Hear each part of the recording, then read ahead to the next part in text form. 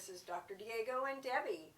I'm here at Allende Center for Regenerative Medicine and Vitality, and this is my very special guest, Dr. Allende. Thanks, Deb. It's so wonderful that you're doing this show with me. It's very informative. I'm getting lots of great feedback. Today, I would like to talk to you about bioidentical hormone replacement therapy. Years ago, Suzanne Summers wrote a book about it, and there was a doctor whose name, of course, escapes me at the moment. But I wanted to know a little bit more about that. What is it can do for us? Well, I'm referring back to Suzanne Summers. She's actually was one of the first pioneers in hormone replacement therapy. She kind of put the whole hormone replacement therapy on the map, in particular for women. And she really kind of set the revolution going forward to help improve quality of life. So a lot of thanks needs to be given actually to her for the progress that we've made in the field, to be honest.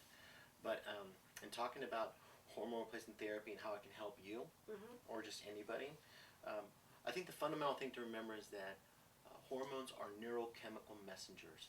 That means they enable your cells, wherever they are, particularly your brain and other parts of your body, to communicate with one another. They're also signaling markers that tell your cells what to do. And so they play a huge role in our perceptions and how we infer information, but it also tells your physiology how to work in your body. So there's an overlap of a tremendous amount of things. It can also improve your sense of well-being.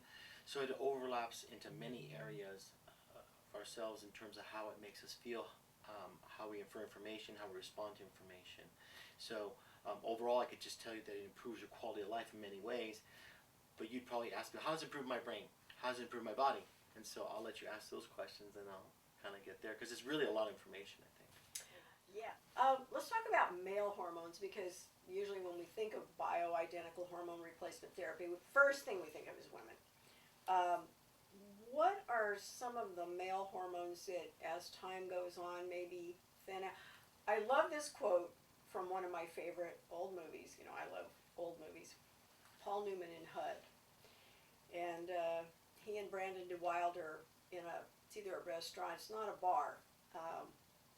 But Brandon DeWild sees this young woman walk in, and he's checking her out. And so Paul Newman's like, "Yeah, you like what you see? You know that 17 thing don't last forever." So they say males reach their sexual peak at 17. And I think that maybe 17 will be a little bit too young, but I think that it is obviously younger than it is in what we see in females. But certainly it's in males, it's going to be in their probably late teens to 20s, late 20s, something like that. Whereas it seems that most women will meet their sexual peak probably later in their 30s, maybe even into early 40s. And that varies. Again, everything is individualized. We don't know that until the patient presents. But to your question, or to your point on the male part about the hormones, the same hormones exist in men, just at a different degree and a different ratio. Okay. And so progesterone may in of itself be very, very small in men, and estrogen may be low, but it's not so low it's not pertinent. But estrogen plays a huge role in men in the sense that it increases blood flow to the brain and to a certain genitals area, as well as improving sense of well-being and actually improving cognitive function. Okay. Yes, that's why women are smarter than men. Is I like that. Because of the estrogen overload. But they have much more, and so they maintain their cognitive function longer. And so if a woman goes through menopause, they really feel the deficiency.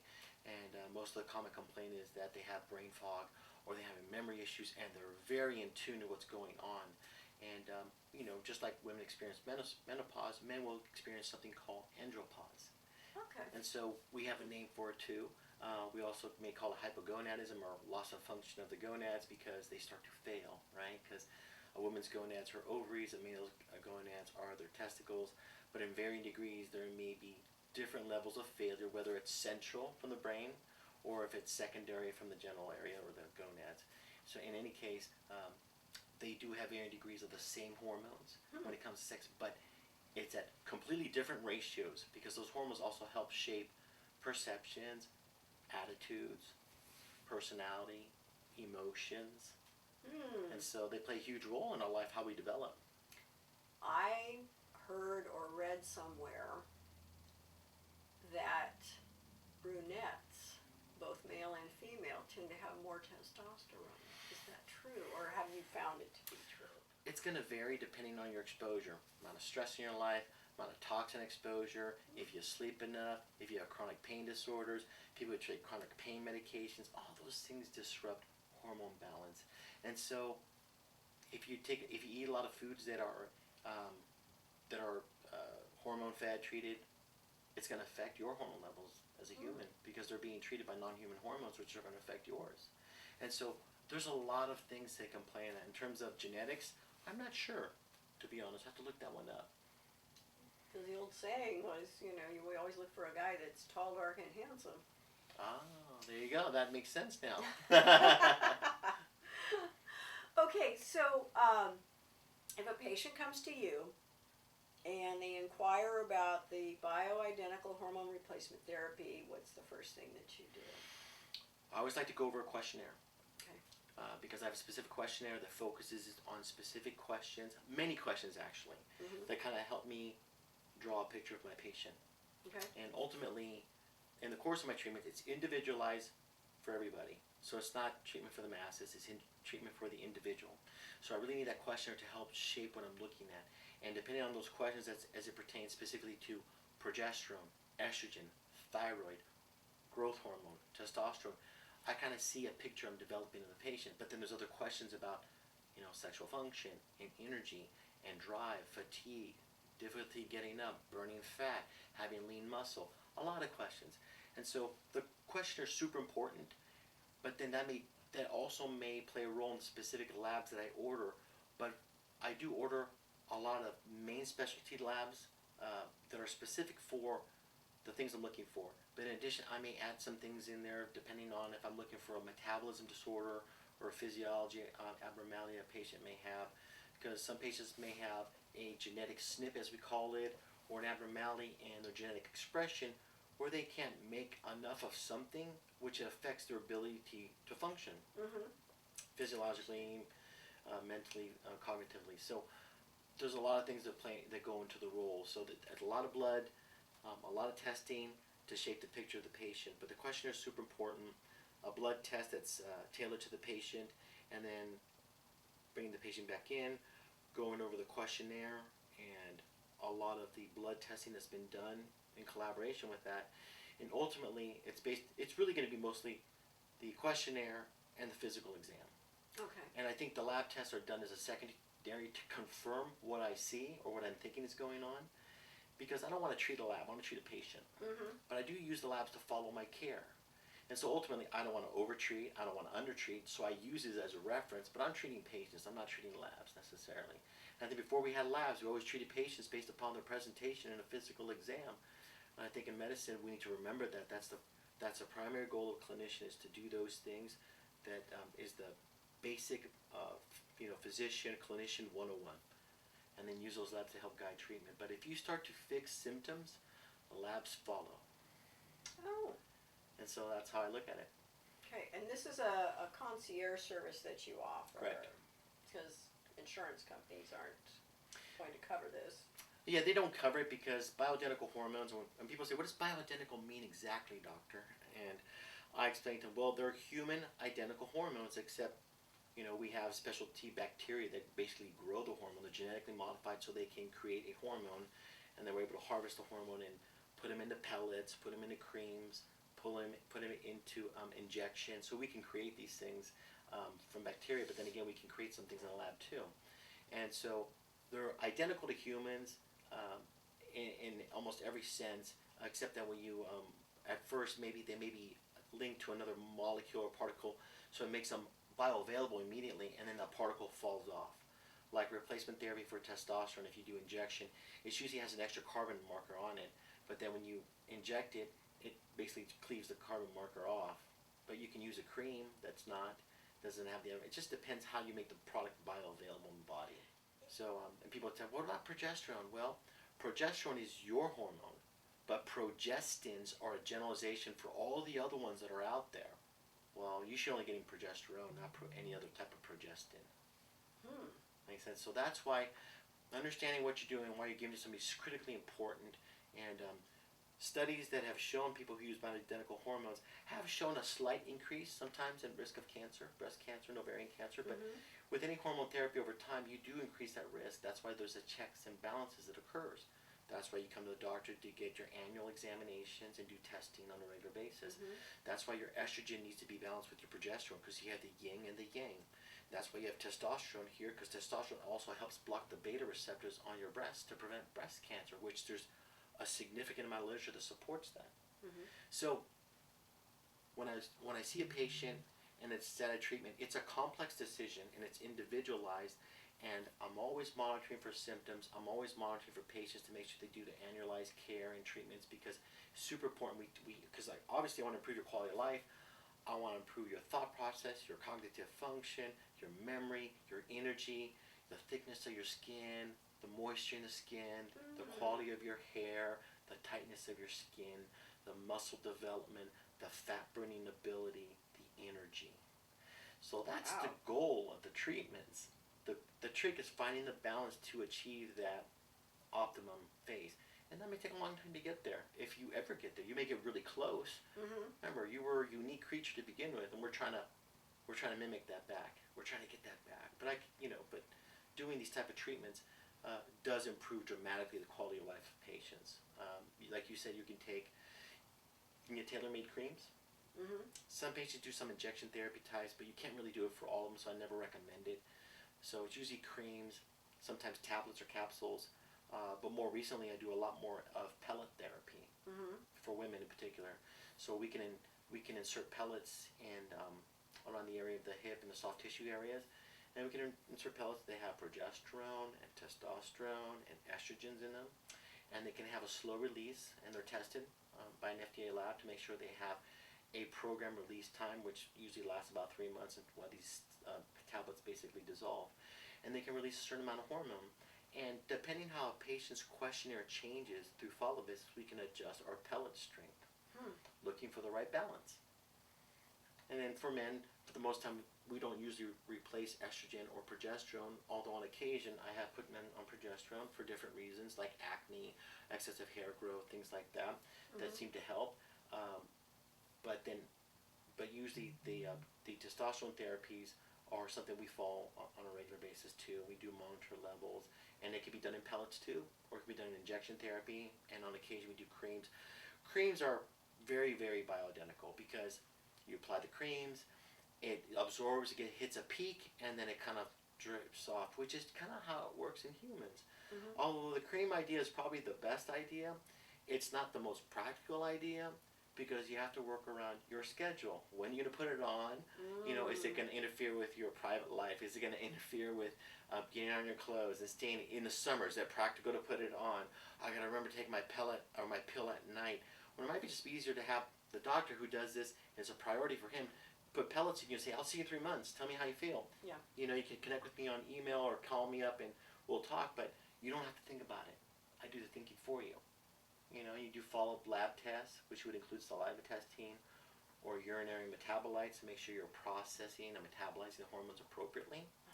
Because there are some metabolites of hormone metabolization that increase your risk of certain type of cancers. And the goal is to minimize that, manipulate that with nutrition and certain types of nutraceuticals to help you convert into a non-pathologic metabolite. And that way you have a healthier, because if you don't do that, then you're increasing your risk of having a bad outcome. And the goal is to make sure that everything is always a good outcome. Yeah, years ago I did the saliva test, and I came out with adrenal fatigue. It was really interesting, but I really was kind of strung out for a long time. I was, nervous about this and excited about that, and it just finally, when the real thing hits and your adrenal glands are depleted, you can't even stand up. Yeah, it does hit you kind of hard when you have adrenal fatigue, because however long it took you to get there, it can take you to get out of it. Oh with the wow. right type of therapies. And you know, so it's it's not something that the reason you showed up at the doctor or the clinician at that point to get tested is because you were at your wits' end at that point, Oh probably. yeah. You were like needed an answer. You were done, and even when you found out, at least you had knowledge, insight on what you needed to do. But it took a long time to get out of that. Even with the best care, you can minimize it to half the time. But if you've been in a funk for 2 years, 3 years, it's gonna take you like half that time to get back. The best way I could describe it at the time was it's like putting a quarter of a tank of gas in your car and then driving real fast until it burns out, and then you put another quarter of a tank of gas in your car, and that's the way it felt. It was just, I'd get back just enough and then go again. And mind you, those adrenal fatigue symptoms that you're talking about, low cortisol levels, complete burnout, those overlap with sex hormones too. Mm. And so one could present like the other. And my example is that you have patients, extreme amount of stress all the time, they get hot flashes, okay? Mm. They get hot flashes every once in a while because they just have this tremendous amount of stress they're under. Well, that's your adrenal glands spewing out nothing because they got nothing left. Mm-hmm. Or they're spewing out a ton of cortisol, but it gives you a hot flash, which may be similar to what you may feel when you're going through menopause, when you're going through the hormone deficiencies. But men have it too. Men just don't talk about it. Even though we don't really perceive men talking about, getting hot flashes, men get them too. Hmm. It's just a different type of presentation. They may not respond or react to it the same way because, right, we're all from different places and we are just been shaped differently, but they have similar type symptoms. But the flash response that you may talk, this complete like utter drainage feeling, that can mimic a lot of the other crossovers. So when you do a hormone evaluation, you look at all hormones. That way you address all of them individually, and then with the plan is that you're addressing them all together to get the best outcome, right? Well, it is very broad, and it goes into a lot of personal questions too about your perceptions of how you feel about your doing in terms of your sexual activity, your performance, all those kind of things. So it has to be in depth to get a better picture of what's going on. And the way you can ask the same question 10 different ways, you can get 10 different answers sometimes. And so the idea is to try to ask the questions so you can get a kind of a building up of what the answer that you're looking for to help shape the response that not that I'm looking for, that's actually more of what your presentation is so we make the right accurate diagnosis at the time. But ultimately I think the questionnaire is super important to get started, and then following care is the most important thing, and understanding that once you start treatment, we may not optimize, say if we're talking sex hormones, for months to get to the perfect spot, and they can vary depending on your stress levels. People say, how do you mean, how does that happen? Well, your hormones steal hormones. Your hormones can steal hormones from you and make other hormones out of them depending on your stress levels. You can use enzymes in your body that will convert some of your hormones that you have into a different hormone, like cortisol. Oh yeah. You make because it manages the situation and it tries to figure out how to do it for you. But ultimately, we have to try to control that. So it's important about having good spiritual, mental stability, working on that, meditation, all those things. Because if you can keep that even keel, you can control the hormone responses because they're much more specific that way, your symptoms. And that's why I take a long time when I do the questionnaire and talking to patients. But the questionnaire is quite insightful, and it helps patients actually realize what's going on too. I get a lot of information packets to patients to read up on the condition so they become more aware, and more aware in patients is more empowered to understand what's going on with them, and they're a little more interactive and a little more engaging in terms of the treatments that we may be offering. So as women get older, they seem to, or at least they complain of, or maybe their husbands or boyfriends or whatever complain that they're losing interest in sex. What does that have to do with hormones, hormone loss, hormone replacement? I think the most important question I ask a woman in the beginning is like, what was your sexual function 10 years ago or 15 years ago? And usually the response is like, it was really good, I enjoyed it, and I look forward to it. And I go, what is it like now? So, well, it hurts. And I go, okay, so one of the symptoms as it pertains to having hormone deficiency is a lubrication issue. And then intercourse can become painful. And so if it's painful, then a woman may also lose the ability to have an orgasm too, which makes it completely an avoiding act then. Because if it's not feeling good and it causes pain, there's no way of enjoying it. And so one of the benefits of being on hormone replacement therapy is, in fact, it improves or brings back those tissues back to life. And a lot of women get vaginal atrophy, and so they have dyspareunia, what we call painful intercourse. But if I can give you a hormone that can help restore lubrication and the vitality of the tissues, because remember, sex hormones are neurochemical messengers. They tell your epithelial cells in those areas what to make, lubrication stuff, how to increase sensitivity and response to the physiology. And by doing so, it makes the act, or brings back actually the normal function, but the enjoyment of the act. So super important for that. And I think a lot of women ask me things about, what about as I'm aging, I'm worried about osteoporosis, it runs in my family, and so can hormones help me with that? And the answer is yes, because estrogen helps build bone, progesterone helps solidify, and testosterone makes it stronger.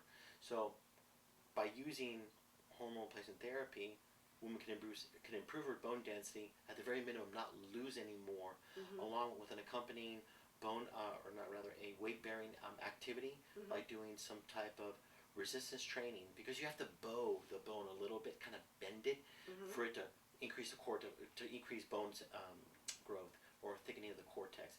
And so that, along with the hormones, plays a huge role in preventing frailty, injuries, pelvic fractures, hip fractures, all those things that really are detrimental as we get older.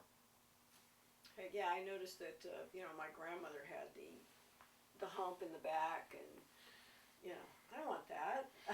So would I necessarily have to have bioidentical hormone replacement therapy to avoid something like that, or is there something I can do, such as taking calcium or certain vitamins, supplements? So remember, hormones are part of the essential process of life that contributes to the bone cortex, or the strength of the bone, the thickness of the bone. So I think if you wanted to optimize your bone cortex, or the thickness of it and the strength of it, you should use hormones. If you're adverse to doing any type of hormone therapy, or you're concerned if you have a personal history of cancer or something like that, and you cannot be on it, like if you had breast cancer or something like that, and it was hormone sensitive, then we have to think of other things we can do. But aside from hormone therapy, vitamin D therapy, right? So high dose vitamin D along with vitamin K2, because vitamin D3 helps you absorb calcium out of your diet, and then the vitamin K, which we call menaquinone, which is vitamin K2, helps carboxylate a protein that which makes it activate, basically. It grabs the calcium and puts it in your bone. But if you take vitamin D3 and you're not taking vitamin K2, or don't take enough foods with vitamin K2 in it, we're going to have a problem. Because I think I've told you once in the past, I don't know if you remember, but if you take a lot of vitamin D3 and you're absorbing a lot of calcium, or you're taking extra calcium in your diet too, you absorb it, guess what? It's going to float around your body till it finds a place to land. And God forbid you want it to land in a place like your breasts, okay? Because calcification of breasts is an indication of possibly cancer, right? So we want to avoid those things. So you tell the calcium where to go. And you don't want it to end up in your heart, right? In your heart arteries, because you get plaque formation, heart disease. And then for men, you get prostate cancer. You get calcifications in the prostate. So yes, vitamin D3 super important. You can take calcium with it. Vitamin K2 absolutely a must. About 180 micrograms a day is what the optimal dose is for that. Especially if people don't eat enough green leafy vegetables. There's other things out there that have been shown to increase bone strength. There's some minerals like strontium. There's some products out there that have supplements that have strontium in it, so it can help increase the strength of the bone. But back when you're in your prime, right, you had just fine bone density, right, because you had your hormones peaking, you had a good dietary intake, you're probably absorbing and solidifying the bone very well. And when those things start to change, which in women starts to change in their 30s. Wow. Your hormones change in your 30s, and actually starts sooner if you have babies younger. Everything changes, your cycles change.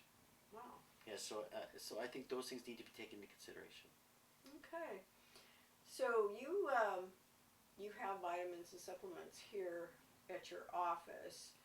So we're going to have to come back and talk about that sometime. Yeah, well, I'll talk about each individually, which is a lot of information, but That'll be great.